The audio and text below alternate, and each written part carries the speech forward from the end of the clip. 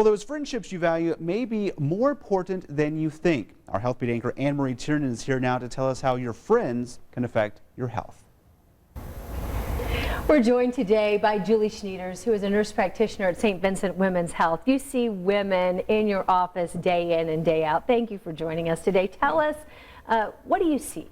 So, I think the importance of having friends in your life, no matter what your age, is really important. So when women come in my office for like an annual exam, many times they might say to me, I've been feeling a little bit low. Or maybe they have a history of depression.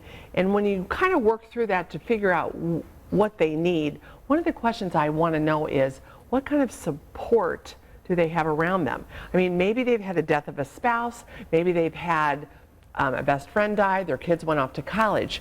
Many times when I ask that question, do you have a best friend? Do you have a girl group? I have like a stitch group. I mean, we don't sew, but I have a stitch group.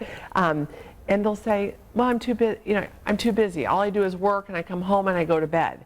Well, what I know from that is that can lead to some health problems, some real life physical health problems. So having friends, having relationships, putting yourself out there is a good thing for your health. Tell us about some of the benefits of a healthy relationship. So right off the bat, and it's documented, you see lower incidences of depression. I mean, women have more depression anyway, for a lot of various different reasons, but we see a lower amounts of that because you have somebody that maybe you can talk to.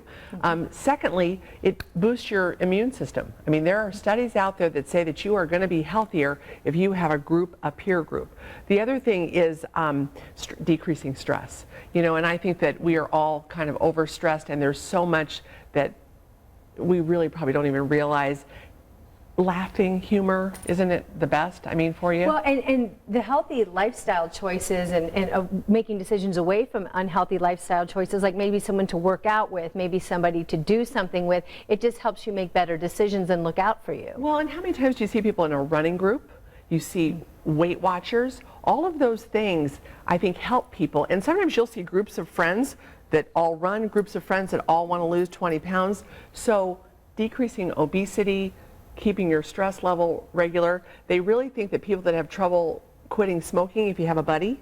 So I think that people being isolated is just not good for your health. Right, and helps you cope with trauma as well. Absolutely. If something traumatic happens. So let's talk a little bit about the risks of some unhealthy relationships, because it can go the other way, right, and trigger a whole lot of problems as well. There's an increased risk of depression when people are alone or have a sense of feeling alone. There's an increased risk of, believe it or not, blood pressure, obesity, sometimes things like abuse of alcohol, things like that, where you're just alone. So I think that having a group of friends and being out there and having relationships is important for your health. And it's hard to take that first step, though, isn't it? Absolutely. And sometimes I find that the older people are, the harder. Yeah. Okay. So just a word of advice today to make sure you're not a silo, not be isolated, and really put some time and investment and make a priority the relationships in your life. It could be just what your health needs. Back to you.